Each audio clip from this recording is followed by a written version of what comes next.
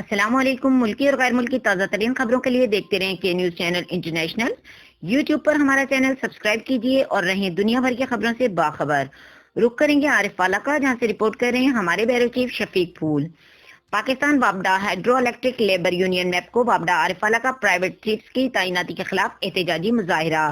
Divisional chairman Rana Ghulam Abbas की क़यादत में chairman Abdul Razzaq, chairman Mohammad Mushtaq Chaudhry, Mohammad Waseem Waqas Khan labour union का वापडा कम्प्लेक्स के आरिफवाला में एहतजाजी मुजाहिरा। मुजाहिरीन से खिताब करते हुए डिवीजनल चेयरमैन राना गुलाम अब्बास ने कहा कि हुकूमत ने जब तक मजदूर दुश्मन फैसला वापस न लिया तो हम मासवाए कंप्लेंट और बिजली की बहाली के और कोई काम नहीं करेंगे। हुकूमत हमारे बच्चों के मुंह से निवाला छीनने की पॉलिसी पर अमल पैरा है।